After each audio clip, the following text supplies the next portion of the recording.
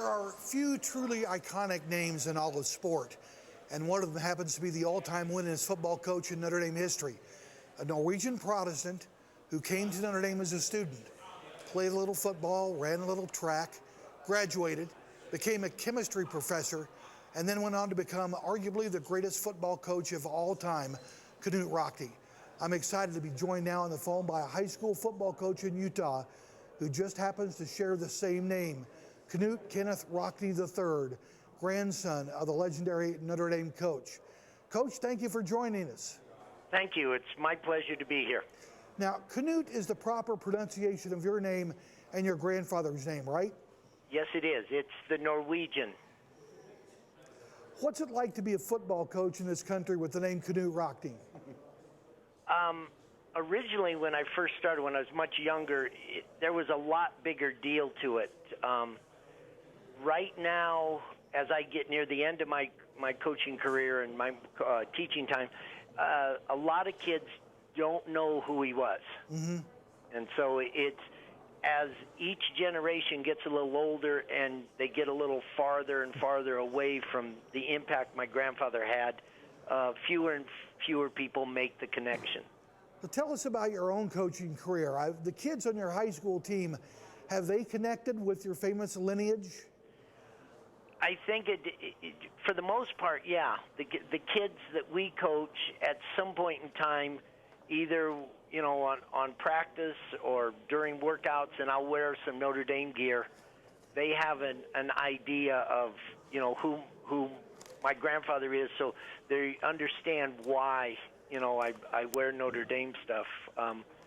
Right now, we have a young man playing for us who'll be a senior next year, but he's being recruited by Notre Dame, and he went back to Notre Dame this past summer, and when he came back, all he did was talk about how great the campus was in his visit, and he's very excited about the opportunity to be recruited by Notre Dame. I'd say we had an in there. Your grandfather revolutionized the sport when it was up in the air because of the violence and the contact in the game. He redesigned uniform. He redesigned the pads they wear. His impact on the game was so far-reaching. Talk about that a little bit.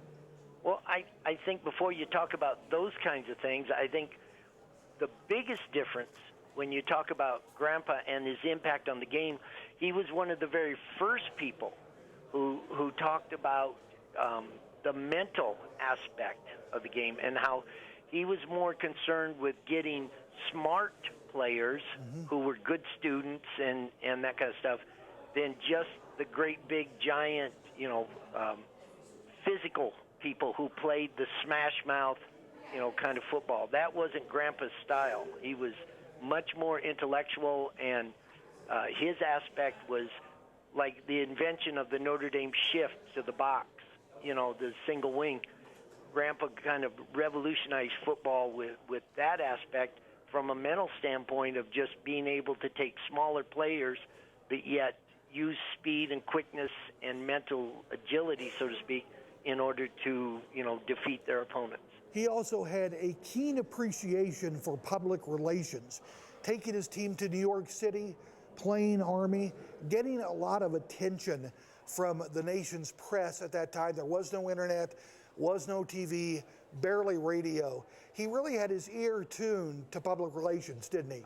I think he had one of the first individuals to understand the importance of mass media, and for that period of time, the 20s, it was radio, and he was very in tune with that. He knew the power and influence that sports writers had, and so he was always in a position where he tried to, help them, write a story as well as present a product that was going to favor Notre Dame. And, when you talk about going to New York or going to Los Angeles or those other places, Notre Dame was the first major school to play outside, a localized region, the Midwest. And because of what Notre Dame did, it brought about the creation of the NCAA. There had to be a national group to control all of the schools because pretty soon people were going different places, and there wasn't any way to control them other than just by conference rules. And so because Notre Dame played without a conference, and they would play anybody anywhere, so to speak, the NCAA evolved to be that legislative group.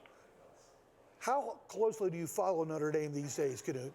Oh, I do every day.